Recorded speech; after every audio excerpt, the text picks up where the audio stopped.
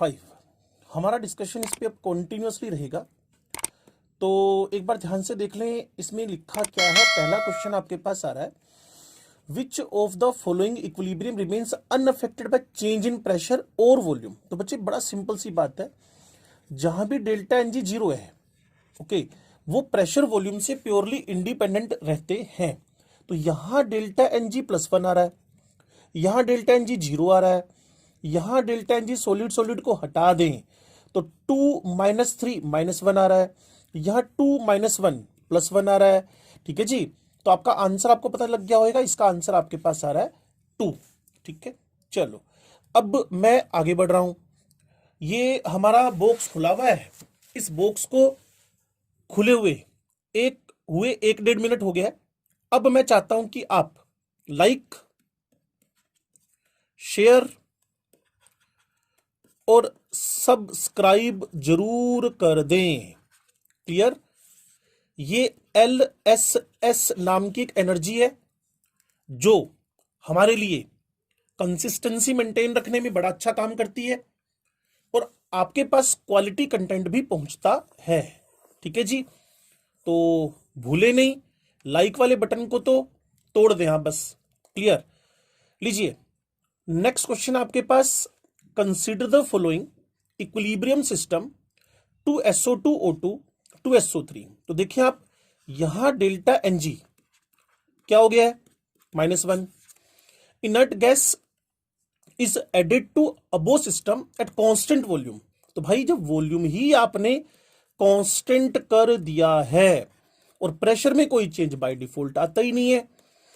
ठीक है जी, तो इनर्ट गैस जब मिक्स हुई तो वॉल्यूम कांस्टेंट था, प्रेशर बाय डिफॉल्ट कांस्टेंट था, तो addition of inert gas doesn't affect equilibrium. तो इसका आंसर आपके पास आ गया है 3rd। ओके, चलिए आगे बढ़ते हैं। क्वेश्चन नंबर 3 एलन का स्टडी मटेरियल है, इसमें इक्विलिब्रियम चैप्टर को हम ये तीसरा वीडियो कंटिन्यू कर रहे हैं। Which of the following not true for the equilibrium reaction. Check करें, डेल्टा एन जी जीरो है, एंडोथर्मिक प्रोसेस है। ओके, अब देखिए formation of NO is increased at high temperature. भाई एंडोथर्मिक रिएक्शन है, नो ट्रू पूछ रहा है, ये तो हो नहीं सकता, ये तो ट्रू है। Every endothermic reaction is favoured by the high temperature. तो NO ज्यादा बनाना है, टेम्परेचर तो बढ़ाना पड़ेगा। वॉल्यूम चेंज, भाई जहां डेल्टा एन जी जीरो है, volume change at constant pressure doesn't affect. मैं कह रहा हूं डेल्टा एन जी जीरो है, बिल्कुल अफेक्ट नहीं करेगा। प्रेशर चेंज, भाई टेम्परेचर प्रेशर का change delta n g zero पे कोई इफेक्ट नहीं डालता। Formation of NO is decreased at high temperature. High temperature पे NO का फॉर्मेशन ज्यादा होगा, तो ये स्टेटमेंट फॉल्स हो गया है। Every endothermic reaction favoured by high temperature, every exothermic reaction is favoured by low temperature. Favoured मतलब फॉरवर्ड जाना। लो जी, अगला क्वेश्चन, ये आपका बॉक्स नंबर 5 खुला हुआ है। ठीक है, question number 4 consider the following equilibrium system SO2 half O2 SO3। अब यहां जो डेल्टा Ng है वो 1 - 1.5, दैट मीन माइनस का 0.5 हो गया है। Setup in a cylinder filled with a piston, some inert gas is added and the piston is moved outward to keep the total gaseous pressure constant। अब बड़ा simple सी बात है, सुपर ट्रिक काम करेगी। यहां आपके पास V है, V की पावर जब आप डेल्टा Ng लगाएंगे वो नेगेटिव है, तो ये आपके पास इनवर्स में आ जाएगा। ठीक है जी, डेल्टा Ng बाई 2 पुट करते हैं तो 4 हो गया। मेरा कंसर्न था कि नेगेटिव है, मेरा कंसर्न है नेगेटिव है, क्योंकि हमें रिलेशन ही चेक करना है सिर्फ। तो x इनवर्सली टू V हो गया। प्रेशर कांस्टेंट है, वॉल्यूम तो नहीं है ना, तो वॉल्यूम बढ़ेगा, x घटेगा, x घटेगा तो रिएक्शन कहां जाएगी, पीछे की तरफ। तो उन्होंने कहा आपने इसका प्रेशर कांस्टेंट रखा है, ओके, इनर्ट गैस ऐड करोगे डजंट अफेक्ट इक्विलिब्रियम। ना अफेक्ट तो होएगा, अफेक्ट तो होएगा, और ट्रू बताना है आपने। लेस SO3, जब आपने इनर्ट गैस ऐड की, वॉल्यूम बढ़ा, ये बढ़ते ही x कम हो गया, ये लेस प्रोड्यूस होगी, परफेक्ट बात है, ये तो भूल ही जाओ। The system moves to new equilibrium, yes yes, why not, but उसने कहा which can't be predicted theoretically. आप प्रिडिक्ट कर सकते हो भाई, क्यों नहीं कर सकते हो? न्यू इक्विलिब्रियम कांस्टेंट निकाल सकते हो थ्योरेटिकली आप इसका। तो ये गलत स्टेटमेंट हो गया, आधा स्टेटमेंट गलत हो गया इसका, हाफ स्टेटमेंट इज रोंग। चलिए आगे बढ़ते हैं।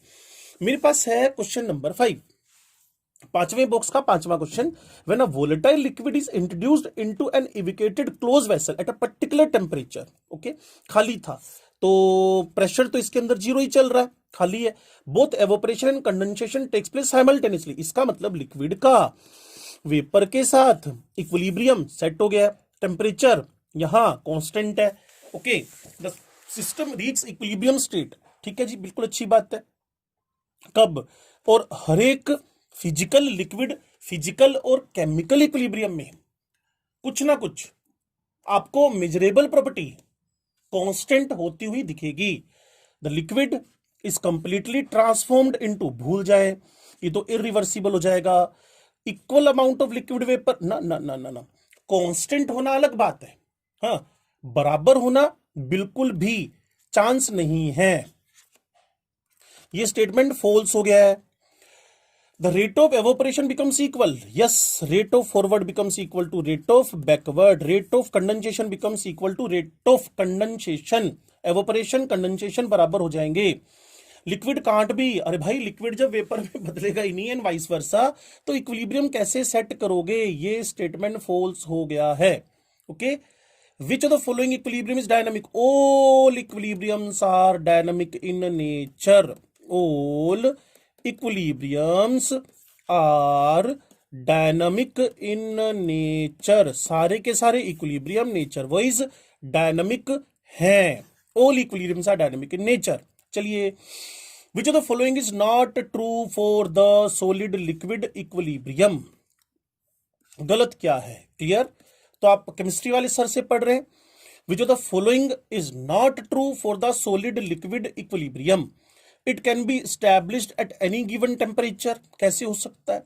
मान लीजिए आप किसी भी सॉलिड लिक्विड इक्विलिब्रियम को, किसी सॉलिड लिक्विड उसके बीपी से एमपी से कम टेम्परेचर पे लेके बैठे हो, तो भूल जाओ। The mass of solid doesn't change with time. The mass of, और गलत पूछ रहा है, mass of liquid doesn't change with time. Okay, there is no exchange of heat between the system and surrounding. ये सारी बातें बिल्कुल ठीक जा रही हैं। It can be at any given, no no no no no no. अगर आप आइस का उसके वाटर के साथ इक्विलिब्रियम लेके चलना चाहते हो, तो आपके पास टेम्परेचर 0 डिग्री 273 केल्विन होना चाहिए। मास of solid doesn't change, yes, looks like static, but actually it is dynamic in nature, it is dynamic in nature. चलिए आगे बढ़ते हैं और बात को 8वें नंबर क्वेश्चन पे लेके चलते हैं, ध्यान से सुनते रहिएगा। Which of the following substances can be placed in a closed vessel to establish equilibrium? Which of the following substances can be placed in closed vessel? तो solid vapor है, तो कहीं ना कहीं एक सब्लिमेशन का फंडा जो आप 9वीं 8वीं क्लास से पढ़ते आ रहे हो, इसमें भी सब्लिमेशन का नेचर है, इसमें भी सब्लिमेशन का नेचर है, इसमें भी सब्लिमेशन का नेचर है। That's why your answer should be 4th। भाई लिक्विड स्टेट नहीं आई है, केमिस्ट्री वाले सर आपसे बोल रहे हैं कि सॉलिड से वेपर जाते हुए लिक्विड स्टेट नहीं आई है, तो सब्लिमेशन हुआ, सब्लिमेशन हुआ। ओके, 9th नंबर क्वेश्चन आपसे क्या कह रहा है, ध्यान से सुनिएगा। Clear? Which of the following solutions kept in contact with undissolved solute in an example of solid solution equilibrium? अच्छी बात है। अब आप सोचें, मेरे पास एक शुगर क्रिस्टल्स हैं, दूसरा मेरे पास पानी है, और ये मेरे पास शुगर इन वाटर का एक सॉल्यूशन बन गया है। एक्सो एंडो दोनों टाइप का हो सकता है। नमक, अमोनियम हाइड्रोक्साइड घुलेगा तो एंडो होएगा, और चीनी घुलेगी तो भी एंडो होएगा, और इसकी जगह KOH घुलेगा तो एक्सो होएगा। क्लियर? तो जो कहना चाहता हूं उसको सुनो। Which of the following solutions kept in contact with undissolved solute is an example of? Clear? अब आप सोचें, अनडिसॉल्व्ड है, इसका मतलब सुपर सैचुरेशन हो चुका है। क्लियर? तो which of the following solution kept in contact with undissolved solute in an example of solid solution equilibrium? Aqueous solution, saturated solution और अनसैचुरेटेड। भाई वो कह रहा है अनडिसॉल्व्ड है, तो सॉल्यूशन क्या हो चुका है, सैचुरेटेड। सुपर सैचुरेशन की तरफ गया क्योंकि वो अनडिसॉल्व्ड पड़ा हुआ है। अनसैचुरेटेड हो तो कोई भी सोल्यूट अनडिसॉल्व्ड नहीं रहेगा। विच of the following is correct regarding the gas solution, वही सेम, यहां गैस कर दिया, यहां पानी कर दिया, बाकी वही सॉल्यूशन। जनरली ये वाले एक्सोथर्मिक होते हैं, तभी तो आपको ठंडा पानी स्वाद लगता है, गर्म पानी आपको स्वाद नहीं लगता है। Solubility of dissolved gas increases with increase in pressure, ठीक है जी, and decreases with increase of temperature. तो जब ये एक्सोथर्मिक है, बात तो बिल्कुल परफेक्ट है। Solubility of dissolved gas increases with increase of pressure as well, ये गलत हो गया। Solubility of dissolved gas decreases with increase of pressure, ये अगला वाला स्टेटमेंट गलत हो गया। Solubility of dissolved gas decreases with increase of pressure, clear, गलत हो गया। तो प्रेशर बढ़ने से सोल्युबिलिटी बढ़ेगी, और जनरली गैस का लिक्विड में पानी अगर हो एक्वस सॉल्यूशन, वो एक एक्सोथर्मिक प्रोसेस होने की वजह से टेम्परेचर बढ़ाओगे तो सोल्युबिलिटी घटेगी। Every exo is supported by low temperature, every endo is supported by high temperature. Okay, चलो जी, अब एक नॉन इक्विलिब्रियम कंडीशन, किसी एक पर्टिकुलर रिएक्शन का पर्टिकुलर टेम्परेचर पे 50 वैल्यूज क्यू की हो सकती हैं, उसको बोलते हैं reaction quotient. Reaction quotient, reaction quotient Q, इसके भी क्यूसी क्यूपी दो टाइप होंगे। तो थोड़ा सा बात को सुनना शुरू करते हैं, ध्यान से सुनते रहिए, ध्यान हटाना नहीं है। एक reaction M1A M2B N1C N2D है, इतनी बात। मुझे रिएक्शन क्वोशेंट लिखना है तो प्रोडक्ट्स डिवाइडेड बाय रिएक्टेंट लिखना पड़ेगा, क्लियर। इसने कहा अप्लाइड एट एनी स्टेज, मतलब एक्सेप्ट इक्विलिब्रियम आप इसको लगाते हैं तो इसकी ढेरों वैल्यूज निकलकर सामने आ जाएंगी। अब इक्विलिब्रियम कांस्टेंट, ये सिर्फ इक्विलिब्रियम स्टेट पे अप्लाई होता है। तो कुल मिलाकर जब ये दोनों बराबर हो जाएं उसको इक्विलिब्रियम स्टेट बोलते हैं। जब आपके पास Q कम है तो Q इज इक्वल टू क्या था, प्रोडक्ट बाय रिएक्टेंट, और इसकी वैल्यू क्या थी, कम थी। इसका मतलब प्रोडक्ट कम थे, प्रोडक्ट कम थे तो रिएक्शन आगे चली। जैसे ही Q के बराबर हुआ, इक्विलिब्रियम स्टैब्लिश, तो ये फॉरवर्ड चलेगी रिएक्शन। जस्ट इसका रेसिप्रोकल यहां है। मान लीजिए Q आपके पास अब ज्यादा हो गया K से, तो प्रोडक्ट आपके पास Q ज्यादा हो गया, प्रोडक्ट ज्यादा हो गए, रिएक्शन पीछे आना शुरू करेगी। तब तक पीछे आएगी जब तक इक्विलिब्रियम सेट नहीं हो जाता। अब है calculation of degree of dissociation from the vapour density method.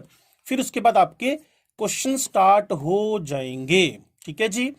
Calculation of degree of dissociation from the vapour density, थोड़ा सा ध्यान से सुनिएगा।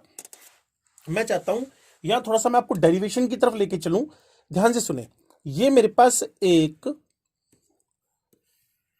कंडीशन है जिसमें PCl5 और यहां PCl3 PCl5 के साथ 3+ क्लोरीन है।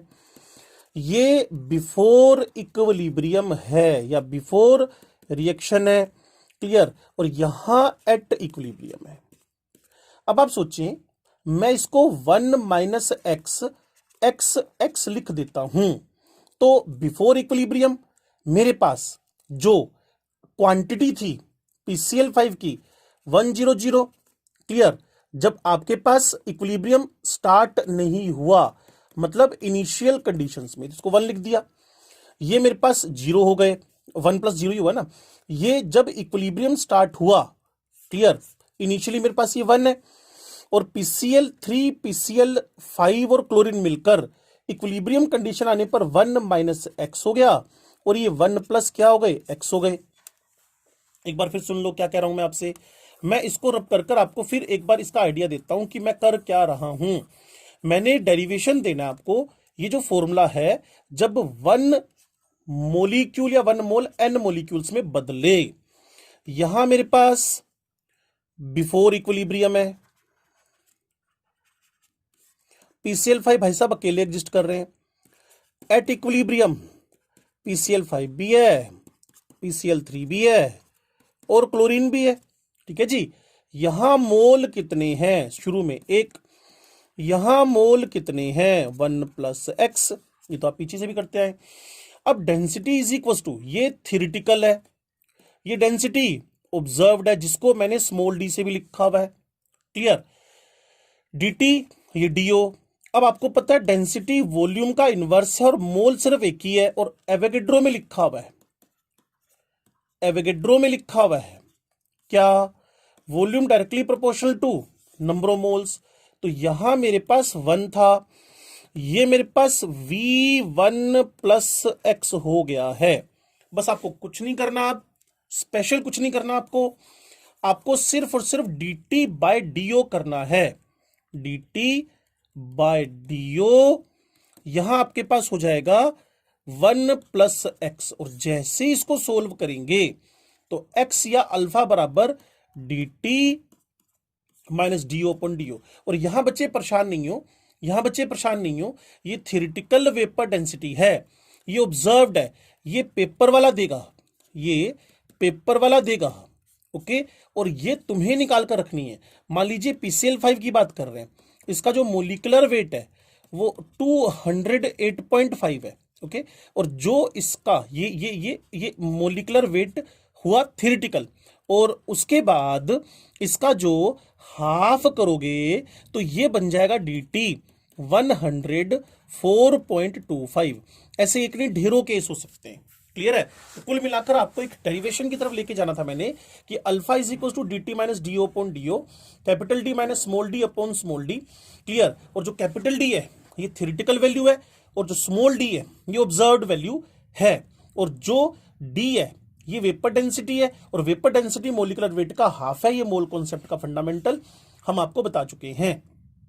ये देखो जी, जो बात मैंने आपसे की, ये इनिशियल 1 है, ये इक्विलिब्रियम पे है, ये टोटल है, ये इनिशियल टोटल है, क्लियर। ये देखो जी, जैसे मैंने v directly proportional to n किया था, ये जैसे इन दोनों का रेशियो लेके चलोगे तो आपके पास इसका डेरिवेशन निकल आएगा। पीछे मैं आपको एक एक लाइन एक्सप्लेन कर चुका हूं, क्लियर। तो ये alpha is equal to, clear, dt minus do/do आ गया।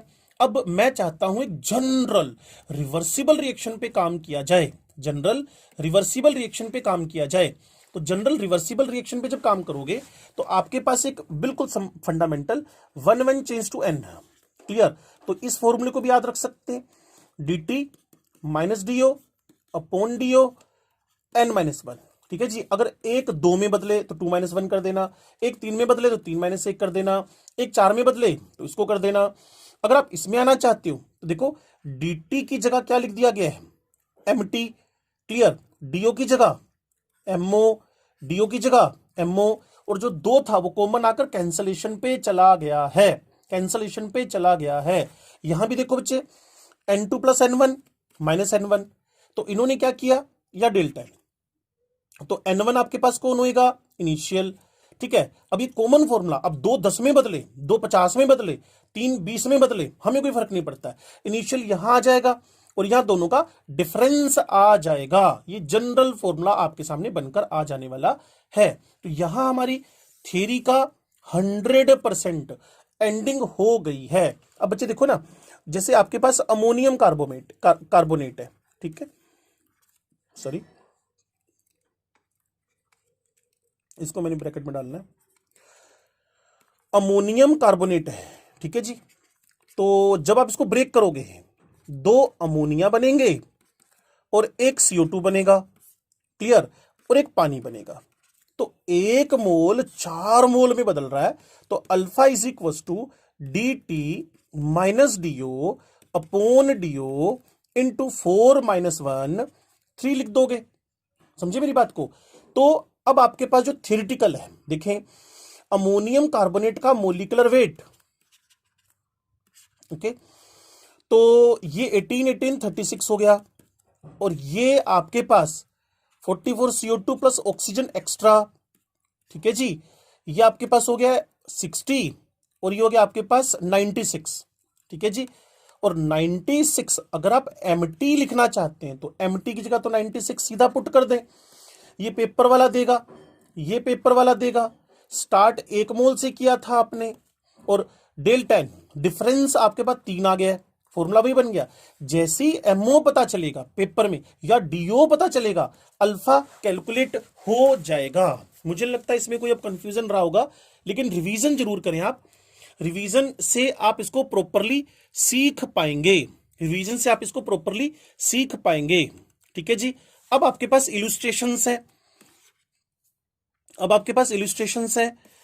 उसके बाद फिर बिगिनर बॉक्स 6 शुरू हो रहा है, 6ठा नंबर बॉक्स। ये आंसर की आप मैच करवा लीजिएगा, मैं इसको रोक दूंगा जिससे आप स्क्रीनशॉट ले लीजिएगा और पीछे जाकर इसका रिवीजन कर लें। 16, 17, 18 नंबर कर लेते हैं, बिगिनर बॉक्स कंप्लीट कर लेते हैं और उसके बाद आंसर की और उसके बाद एक्सरसाइज शुरू हो जाएगी कॉन्सेप्चुअल क्वेश्चन की। ठीक है जी। तो काम शुरू करें बिना अटके हुए, रुक मत, बस थक मत, बस चले चल। ओके। और आप किसके साथ हैं? केमिस्ट्री वाले सर के साथ हैं। ठीक है जी। लो शुरू करते हैं काम। केमिस्ट्री वाले sir, like, share, subscribe. Instagram पे भी हैं हम, फेसबुक पेज भी है हमारा, फेसबुक की आईडी भी है हमारी, क्लियर, वो है भाई की क्लास नाम से, भाई की क्लास नाम से। ओके। ट्विटर हैंडल भी है हमारा केमिस्ट्री वाले सर नाम से। तो सब जगह जाएं, हमें लाइक करें, लेकिन पढ़ना मत छोड़ें, रिवीजन तो बिल्कुल भी मत छोड़ें। ओके। बहुत जल्दी आपसे एक व्हाट्सएप नंबर भी शेयर किया जाएगा, उसके थ्रू भी आप हमारे कांटेक्ट में आ सकते हैं। टेलीग्राम चैनल भी हम केमिस्ट्री वाले सर नाम से बनाएंगे, बहुत जल्दी आपको ये सब चीजें हम देने वाले हैं। चलिए जी। वेपर डेंसिटी ऑफ अनकंपोज्ड, अनडीकंपोज्ड N2O5 46 है, तो 92 मोलिकुलर वेट है। तो इसका मतलब ये dt की वैल्यू आपको दे रखी है, ना भी देता कम चल जाता हमारा। तो x पूछ रहा है आपसे, क्लियर। तो 46 minus 24.5 divided by dt minus dio upon dio 24.5। ठीक है जी। तो जैसे इन सबको आप पुट करेंगे, फाइनल आंसर आपके सामने निकल कर आ जाएगा 87% परसेंटेज डिसोसिएशन। ओके। मेरे ख्याल में आप समझ गए होंगे इस क्वेश्चन को पूरी तरह से। 46 26 होता तो आंसर 20 बटा इतना होना था। अब ये आपके पास हो गया 20, इसके बीच का डिफरेंस आपके पास 22 और 21.5 डिवाइडेड बाय 24.5 इनटू क्या कर दे 100 कर दे, तो 25 मानकर काटोगे, यहां 4 आ जाएगा, 84 85, तो 87% बिल्कुल परफेक्ट है। फॉर्मूले का यूज करना सीखिए। और अगर फिर भी कंफ्यूज हो रहे हैं तो एक बात मैं आपको बता दूं, इसमें 1 मोल 2 मोल में बदला है, तो N2O4 हुआ, कंफ्यूज ना हो। तो इसमें formula dt minus dio upon dio वाला ही लगेगा। लो जी। अब आपसे कह रहा है कि आपके पास PCl5 जो है, आपके पास PCl5 जो है वो 80% डिसोसिएटेड है 250 डिग्री सेंटीग्रेड पे। ओके। 80%। तो x की वैल्यू आपके पास क्या हो गई है 0.8। Okay. Then it's vapour pressure at room temperature, vapour density sorry. Okay. तो ये लिखा 0.8 और कौन था PCl5, मोलिकुलर वेट हमें पता है और इसका थ्योरेटिकल वेपर डेंसिटी भी हमें पता है, और यहां लिख दिया गया dio डिवाइडेड बाय dio।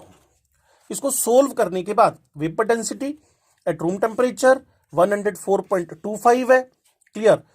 और इसमें कुछ एक्स्ट्रा काम आपको करना ही नहीं है, अल्फा आपको दे रखा है और इसने कहा है vapour density at room temperature will be, तो vapour density at room temperature theoretical value पूछ रहा है, थ्योरेटिकल वैल्यू, फिर तो पंगा ही खत्म हो गया।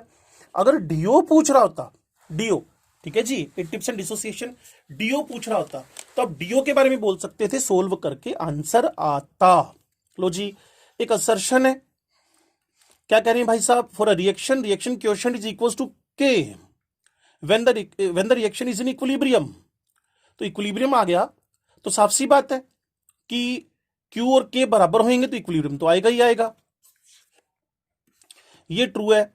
If catalyst is added to the reaction at equilibrium, the value of Q remains no longer equal to K, no longer equal to K। मैंने आपको ढेरों बार बताया, कैटलिस्ट इक्विलिब्रियम को अफेक्ट नहीं करता, कैटलिस्ट कभी भी इक्विलिब्रियम को अफेक्ट नहीं करता।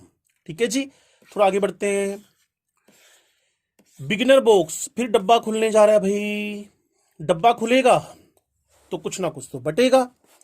तो इस क्वेश्चन में आपको वेंट होफ इक्वेशन दिमाग में आनी चाहिए। log K2 by K1 delta H reaction 2.303 R 1 by T1 minus 1 by T2। 1 by T बढ़ने के साथ साथ में ln K का वैल्यू घटता जा रहा है। 1 by T ये बढ़ रहा है, 1 by T यू बढ़ रहा है, तो इसका मतलब टेम्परेचर तो आप घटा ही रहे हो ना। टेम्परेचर घट रहा है और K भी घट रहा है, टेम्परेचर घट रहा है और T भी घट रहा है। जवाब आया आपके दिमाग में? टेम्परेचर घटा, T घटा, इसका मतलब ये एंडोथर्मिक रिएक्शन की बात कर रहा है। जबकि मैं ढेरों बार आपको बोल चुका हूं, when the reaction is exothermic that is favoured move forward by the decrease in temperature. यहां टेम्परेचर डिक्रीज किया और के भी डिक्रीज कर रहा है, तो पक्का एंडोथर्मिक रिएक्शन है। लो जी, हमें कहा जा रहा है जहां डेल्टा एनजी माइनस हाफ है, okay, Kp is equal to Kc R T power, बस यहां माइनस हाफ लिख देंगे। When the symbols have usual meaning the value of x is minus half, very simple. Delta n g होता है ना बच्चे वो, तो हर चीज पे फोकस किया हुआ है। Now for the equilibrium carbon, ये सॉलिड हुआ, ये गैस हुआ, ये टू, तो यहां डेल्टा एनजी आपको देखते ही पता चल गया होगा, प्लस आ रहा है 2 - 1। केपी 63 है at 1000 Kelvin. If at equilibrium PCO 10, PCO then total equilibrium PCO is equal to 10 PCO2.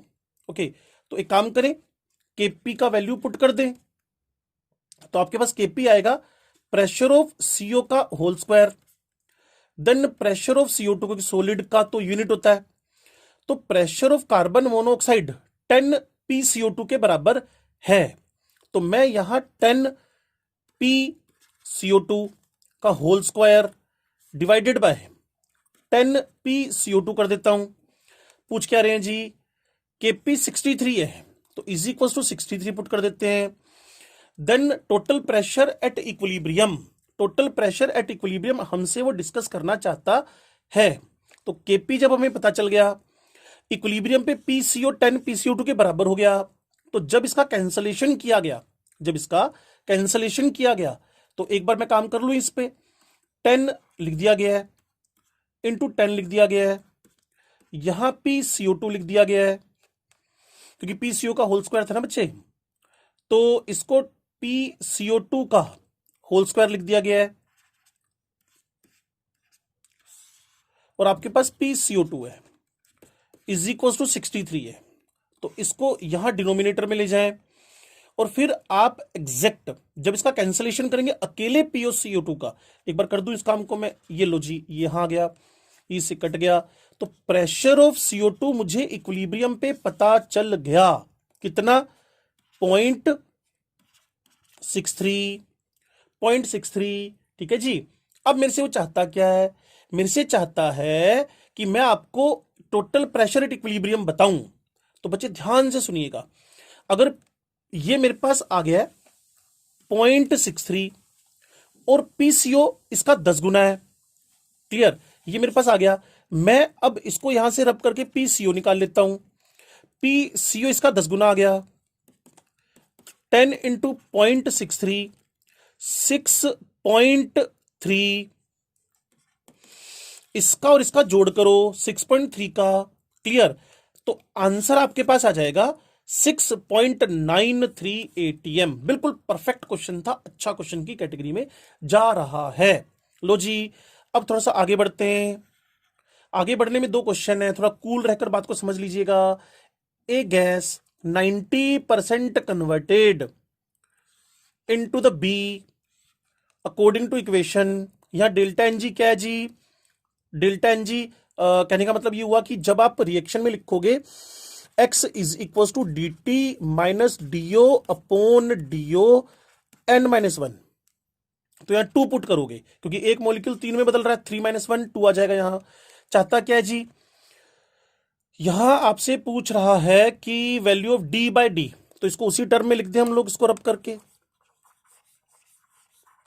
आप समझ जाओगे, d minus small d by small d यहां लिख दिया गया 2।